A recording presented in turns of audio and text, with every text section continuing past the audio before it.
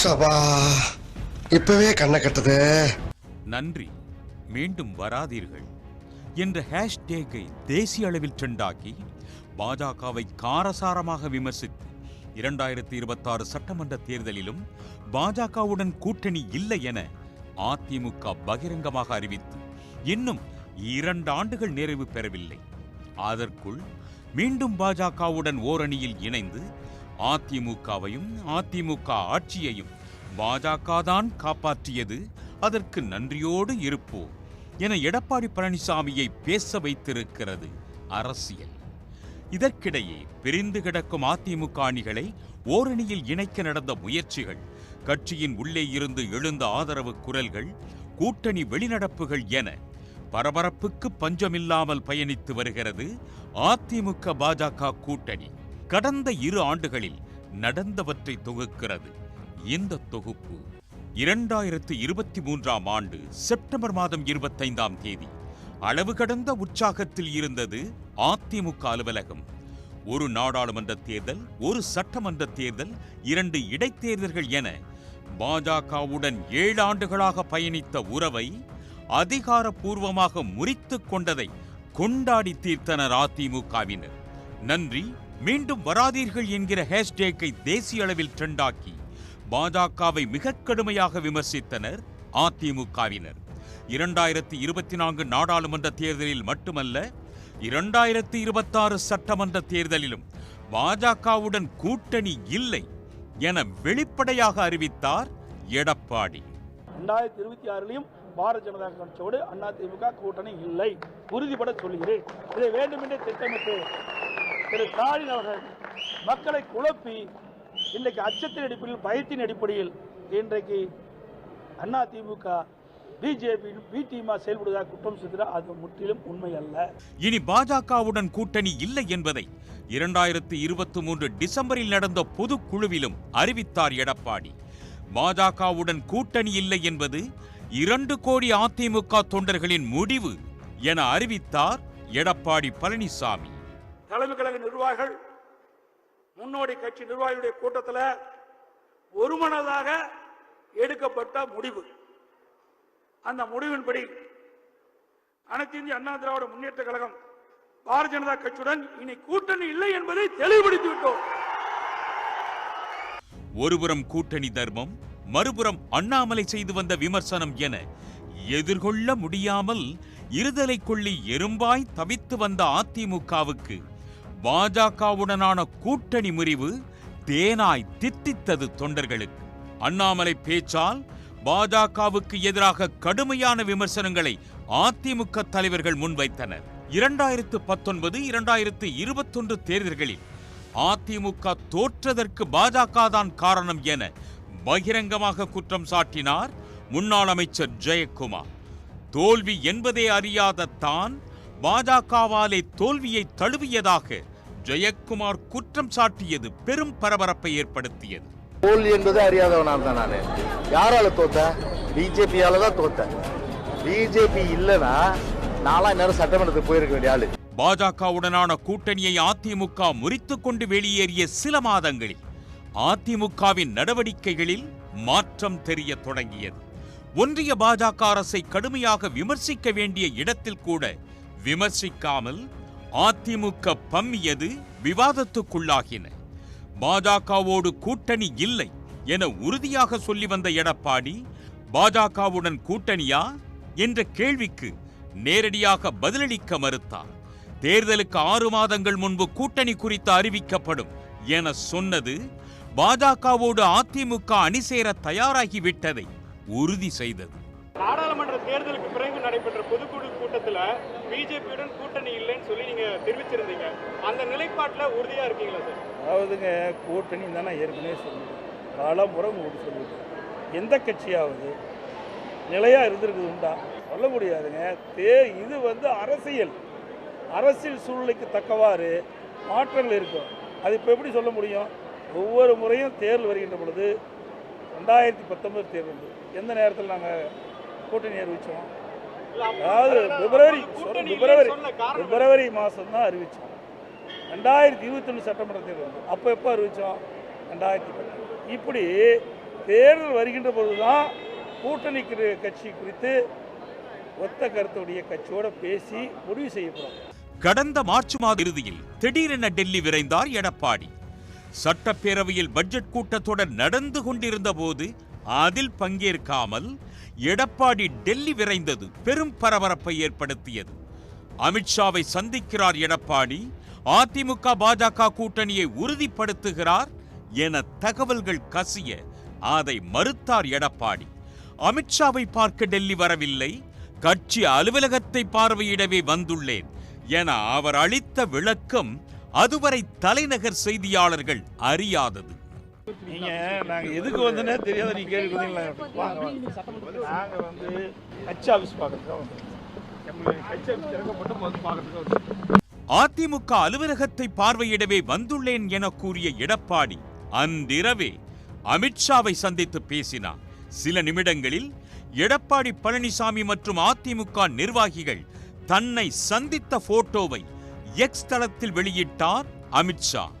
2026 தமிழ்நாட்டில் தேசிய ஜனநாயக கூட்டணி ஆட்சி அமைக்கும் என அவர் பதிவிட தமிழ்நாடு அரசியலில் பரபரப்பு தொற்றிக் கொண்டது. ஆனால் இது அரசியல் சந்திப்பு அல்ல, தமிழ்நாடு மக்கள் நலன் சார்ந்த சந்திப்பு என விளக்கம் கொடுத்தார் எடப்பாடி. இப்ப முழுக்க மக்களுடைய பிரச்சனைக்காகத்தான் நாங்கள் வந்திருக்கிறோம். இன்னும் ஓராண்டு இருக்குது தேர்தலுக்கு. அதெல்லாம் கூட்டணி அமைக்கிறாங்க, இப்பதான் பேச்சுவார்த்தை நடக்கிறாங்க, ஒரு 15 நிமிஷம் தனியா பேசினாங்க அப்படின்னு செய்தி வெளியிடத்துக்கு ஆகும் ஒழிய அது மாதிரிலாம் கிடையாது. முழுக்க மக்களுடைய பிரச்சனையை பேசுவதற்கு தான் எங்களுடைய மூத்த தலைவரோடு சந்தித்து உள்துறை அமைச்சருடைய கவனத்தில் கொண்டு சென்றிருக்கிறோம். அதிமுக பாஜக கூட்டணி உண்டா இல்லையா என்ற கேள்விக்கு விடை தந்தது அமித்ஷாவின் சென்னை பயணம். சென்னை வந்த அமித்ஷாவை அவர் தங்கியிருந்த ஹோட்டலுக்கு சென்று நேரில் சந்தித்தார் எடப்பாடி. அமித்ஷா முன்னிலையில் நடந்த செய்தியாளர்கள் சந்திப்பில் அமித்ஷாவின் வலதுபுறம் எடப்பாடி பழனிசாமியும் இடது பக்கத்தில் அண்ணாமலையும் அமர்ந்திருக்க 2026 சட்டமன்ற தேர்தலில் தேசிய ஜனநாயக கூட்டணியில் அதிமுக இணைந்துள்ளதை உறுதி செய்தது அந்த காட்சி.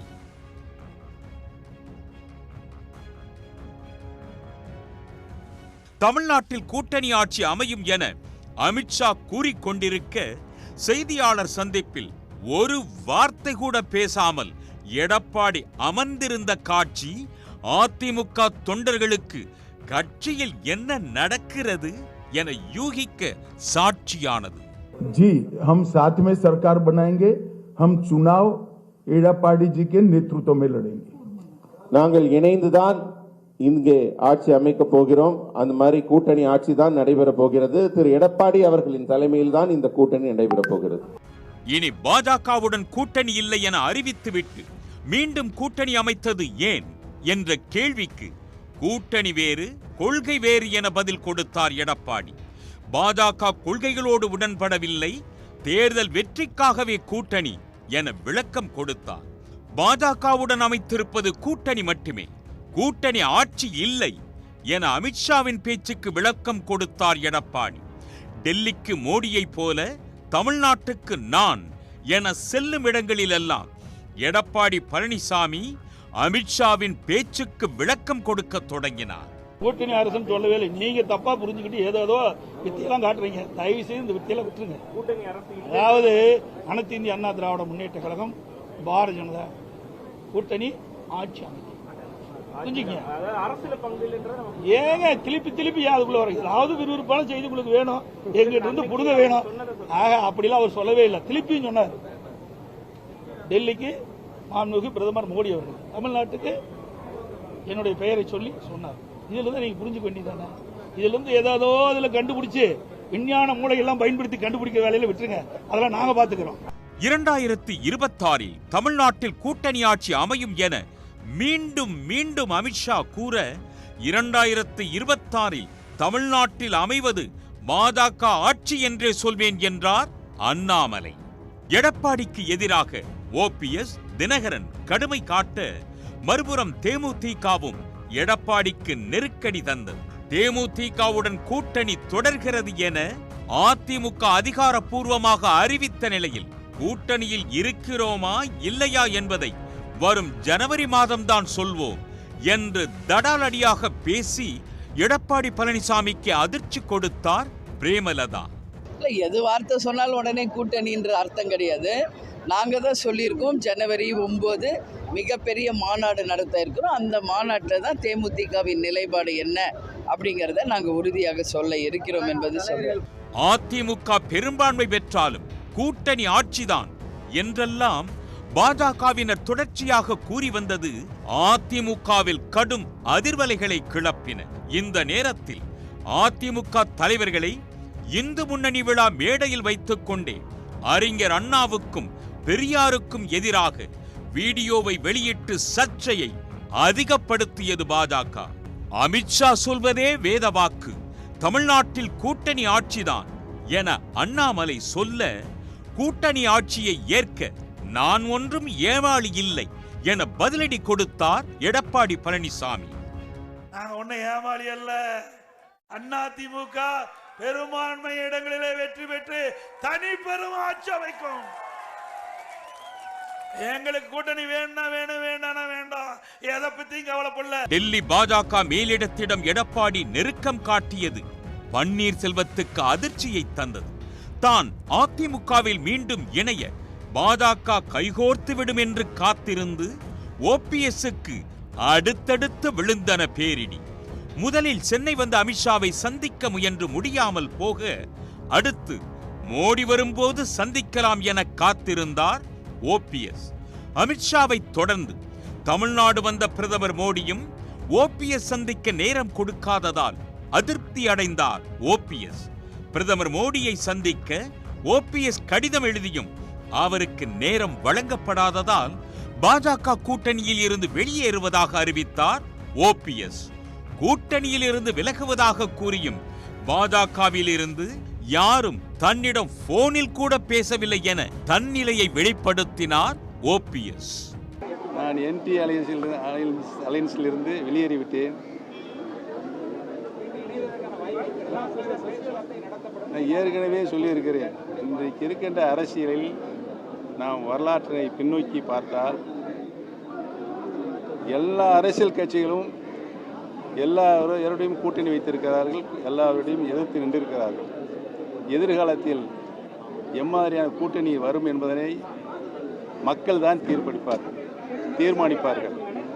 ஆனால் ஒரு தலைசிறந்த கூட்டணியாக அமையும் என்பதை மட்டும் நான் உறுதியாக கூறிக்கொள்ள கடமைப்பட்டிருக்கிறேன். அந்த கூட்டணி மக்களுடைய எண்ணத்திற்கு தகுந்த மாதிரி மக்களுடைய சேவை செய்வதில் முன்னிலையில் இருக்கும். அமித்ஷாவை எடப்பாடி சந்தித்த போது நல்லது நடக்கும் என சொன்ன ஓ பன்னீர்செல்வம் தேசிய ஜனநாயக கூட்டணியில் இருந்து வெளியேறிய பின்னர் எடப்பாடி பழனிசாமியை மீண்டும் கடுமையாக விமர்சிக்க தொடங்கினார்.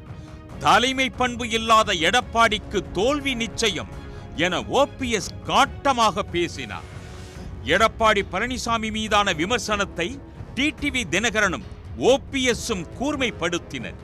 இந்த நேரத்தில்தான் எடப்பாடி பழனிசாமிக்கு எதிரான தன் எதிர்ப்பை தீவிரப்படுத்தினார் செங்கோட்டையன்.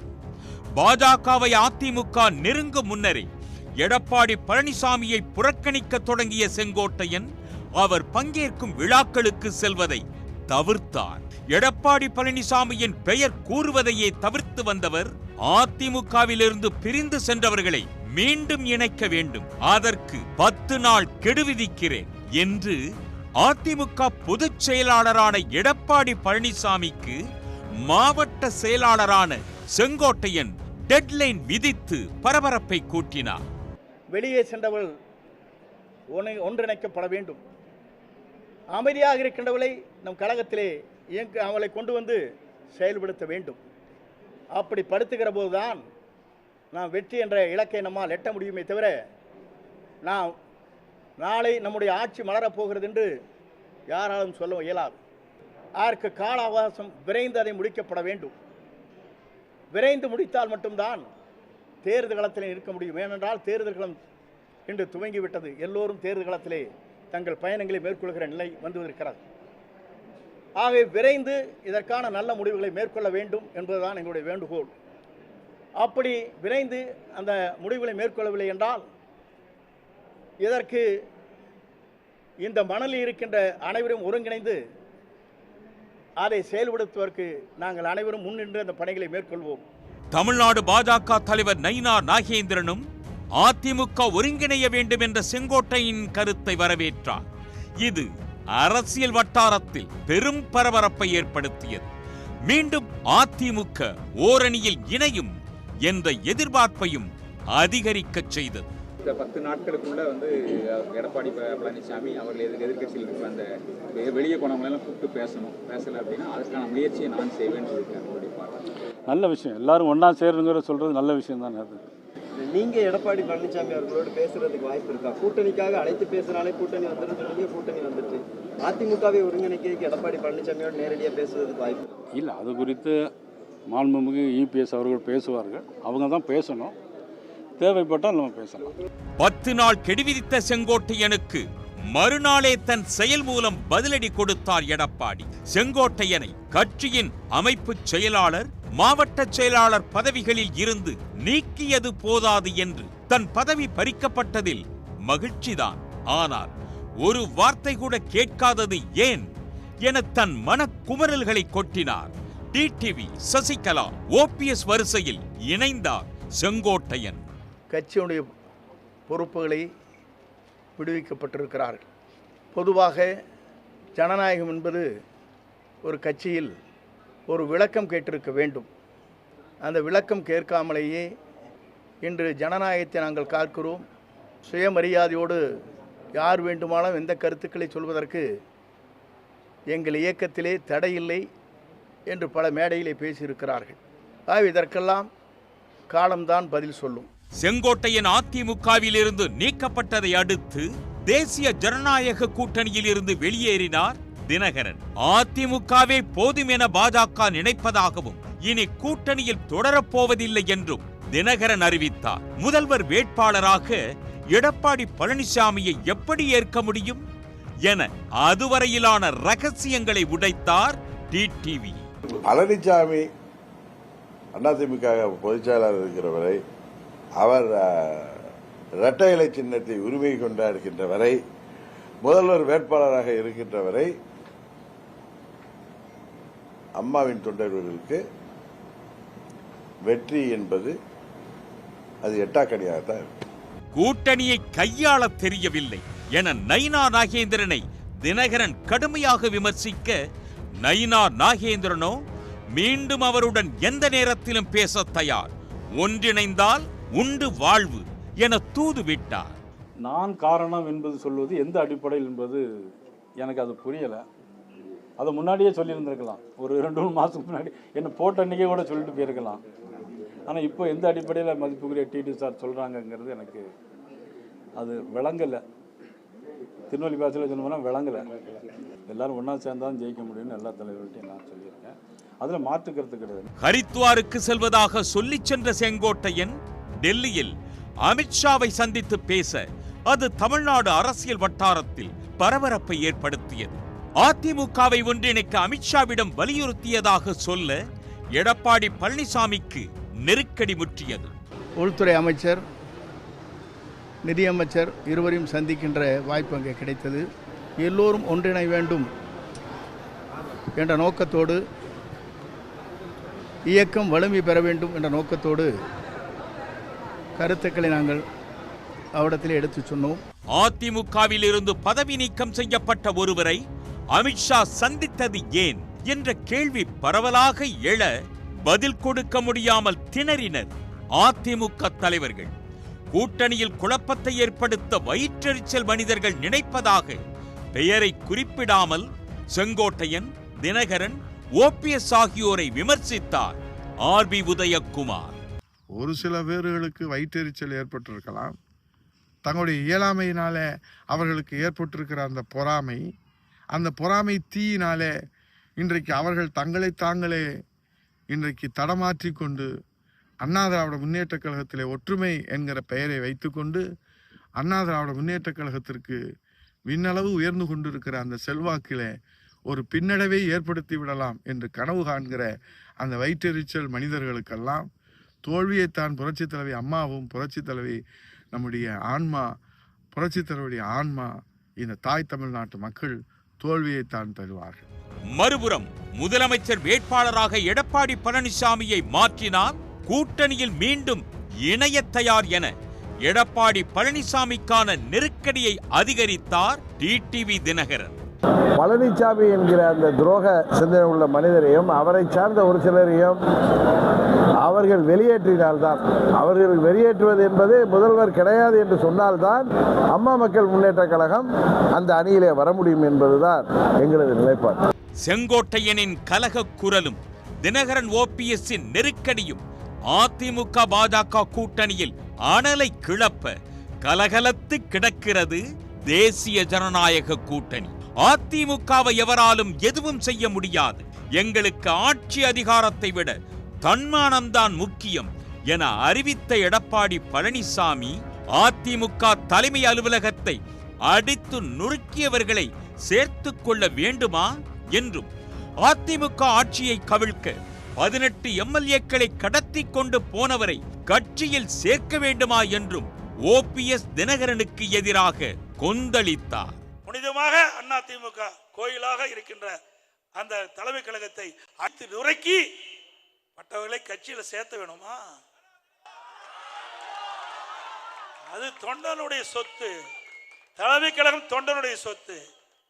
நீங்க போய் அடிச்சு நொறுக்குனா அவரெல்லாம் கட்சியில் சேர்த்திக்கணும்.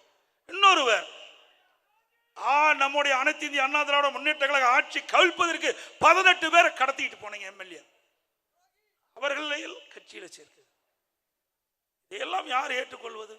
யாரும் என்னை மிரட்டி பார்க்க முடியாது என்ற எடப்பாடி பழனிசாமி அம்மாவின் மறைவுக்கு பிறகு சில பேர் கட்சியை கபலீகரம் செய்து ஆட்சியை கவிழ்க்க பார்த்தபோது கட்சியையும் ஆட்சியையும் காப்பாற்றியது ஒன்றியத்தில் ஆட்சி பொறுப்பில் இருந்த பாஜக தான் என்றார். அம்மா மறைவுக்கு பிறகு சில பேர் அந்த கட்சியை கபலீகரம் பண்ண பார்த்தார்கள், ஆட்சி கவிழ்க்க பார்த்தார்கள். அதை காப்பாற்றி கொடுத்தவர்களும் யார் என்று உங்களுக்கு தெரியும். மத்தியில் இருக்கின்றவர் நமக்கு காப்பாற்றி கொடுத்தார். நன்றி மறப்பது நன்று, நன்று அல்லது அன்றே மறப்பது நன்று. பல ஆண்டுக்கு முன்னாவே 26 ஆண்டுகளுக்கு முன்னாவே வள்ளுவன் ஐயன் வள்ளுவன் சொல்லிவிட்டு போயிருக்கார். அப்படி நன்றியோடு நாங்கள் இருக்கிறோம். அதிமுகவுக்கு எவர் துரோகம் செய்தாலும் அவர் விலாசம் இல்லாமல் போய்விடுவார் என செங்கோட்டையனையும் அவர் காட்டமாக பேசினார். தன்மானம்தான் முக்கியம் என்றால் எடப்பாடி பழனிசாமி டெல்லி சென்று அமித்ஷாவை திருட்டுத்தனமாக சந்தித்தது ஏன் என தினகரன் கேள்வி எழுப்பி உள்ளார். அதிமுகவையும் அதிமுக ஆட்சியையும் பாஜக தான் காப்பாற்றியது என்பதை ஏற்க மறுத்த தினகரன் கூவத்தூரில் நடந்தவை என்ன என்பதை விளக்கி எடப்பாடியை கடுமையாக விமர்சித்தார். அந்த கூவத்தூர்ல எங்க சித்தி டெல்லிக்கு போறதுக்கு பெங்களூருக்கு போறதுக்கு முன்னாடி அவரை தேர்ந்தெடுக்கணும்னு முடிவு பண்ணப்ப என்கிட்ட சொன்னார், திருப்பி சொன்னார், அண்ணா முன்னாடியே நான் தான் சிஎம் கேண்டிடேட்னு சொல்லிடாதீங்க, நிறைய பேர் கையெழுத்து போட மாட்டாங்க, அதனால் கையெழுத்துலாம் வாங்கிட்டே பேர் அறிவிங்கன்னு சொன்னது பழனிசாமி. இதை நான் முன்னையே சொல்லியிருக்கேன். அதுக்கு பிறகு எங்கள் சித்தி பெங்களூர் போனதுக்கப்புறம் அந்த வாக்கெடுப்பு நடந்தப்போ சட்டமன்றத்தில் நம்பிக்கையில்லா தீர்மானம் வந்தப்போ 122 எம்எல்ஏக்களை எத்தனை பேர் பிச்சுக்கிட்டு போயிருந்தாங்க, அவங்களெல்லாம் யார் தடுத்து நிறுத்தியது? செம்பலையெல்லாம் தாண்டி குச்சி ஓடினார் பழனிசாமினா நாங்கள் இருக்க மாட்டோன்னு சொல்கிறேன். அப்போ அந்த வாக்கெடுப்பில் அவரை காப்பாற்றிய 122 சட்டமன்ற உறுப்பினர்கள், பன்னீர்செல்வமும் 11 சட்டமன்ற உறுப்பினர்களும் எதிராக திமுகவோடு சேர்ந்து வாக்களித்த பொழுது 122 சட்டமன்ற உறுப்பினர்களில் 18 பேர் தான் திருப்பி போய் மனு கொடுத்தாங்க. ஸோ அதில் பாஜக காப்பாற்றல இவரை. அது 2வது முறை இவர் என்ன நீக்கிறப்ப டெல்லி சொல்லி தான் அந்த அண்ணனை நீக்கிட்டோம் அப்படின்னு இவர்கிட்ட கூட சொல்லியிருக்காரு.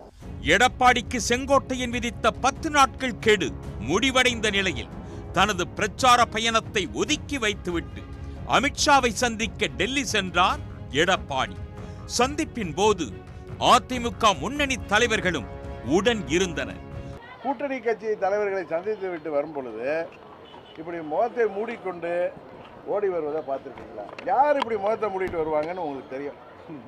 எனக்கு நேற்று ஊடகங்கள் மூலம் தான் தெரிஞ்சு, பக்கத்தில் உட்கார்ந்தது அவருடைய அன்பு மகன், 2 பேரும் மூஞ்ச மூடிட்டு வராங்கன்ட்டு. இதுக்கு பழனிசாமி தான் பதில் சொல்லணும். ஆனால் சில ஊடகத்தை சேர்ந்த நண்பர்கள் சொன்னாங்க அது நாங்கள் இல்லை வேற யாரோன்னு. ஹோம் மினிஸ்டர் வீட்டிலேருந்து யாரும் மூஞ்ச மூடிட்டு வெளில போக வேண்டிய அவசியம் இல்லை. அங்கே வந்து அவர்களை சந்திப்பது யார் என்பது எல்லாருக்கும் தெரியும். அது அங்கே இருக்கிற ஊடகத்தை சேர்ந்தவர்களுக்கு தெரியும். அவர் எனக்கு சொல்லப்பட்டது முன்னாடி கூட வந்த சகாக்களை எல்லாம் வேறு கார்களில் அனுப்பிட்டு இவர் மெதுவாக வெளில வந்திருக்காரு. என்ன காரணம் என்பதை பழனிசாமி சொன்னால் தான் தெரியும். ஆனால் அந்த காலத்தில் சொல்லுவாங்கள்ல புலவர்கள்லாம், மன்னர்களை ஏதாவது ஒரு சாதனை செய்தால் அவர்களை இன்று முதல் மன்னரை நாங்கள் இப்படி அழைக்கிறோன்னு சொன்ன மாதிரி அண்ணன் பழனிசாமி இன்று முதல் முகமூடியார் பழனிசாமி தான் அழைக்கணும். என்டிஏ எடுக்கின்ற அந்த கூட்டணியில் தான் திரு டிடி அவர்கள் இடம்பெற்றிருக்காரு. அந்த கூட்டணிகள் அவர்கள் எடுக்கின்ற முடிவுக்கு நாங்கள் சம்மதிப்போம் என்ற ஒரு கருத்தை உங்கள் டிவியிலையும் பத்திரிகையில் செய்தி வெளியிட்டார். ஆனால் அண்மையில் என்ன நினைத்தாரோ தெரியல, என் மீது சில குற்றச்சாட்டை சொல்லிட்டு இருக்கார். நேற்றைய தினம் முகமூடி அணிஞ்சிக்கிட்டு போனாருங்கிறார். இது எந்த விதத்தில் சரியாக இருக்கும்? நீங்கள் பார்த்தீங்கன்னா நான் முகமூடி முடிச்சுட்டுலாம் போகல, அவர் தான் முகமூடி அணிஞ்சு அதிமுக முடிஞ்சார். நான் வீட்டிலிருந்து வெளியில் இருக்கிற ஒரு காரில் என் முகத்தை துடைக்கிறேன். அப்பொழுது அதை எடுத்து அரசியல் பண்ணுகிறது. வெக்கமாகவும் வேதனையாகவும் இருக்கு. அமித்ஷாவுடனான சந்திப்பு அதிமுக கூட்டணி சர்ச்சைகளுக்கு முற்றுப்புள்ளி வைக்குமா என்பதை பொறுத்திருந்துதான் பார்க்க வேண்டும். உடனுக்குடன் செய்திகளை தெரிந்து கொள்ள சன் நியூஸ் பெல் ஐகானை கிளிக் பண்ணுங்க.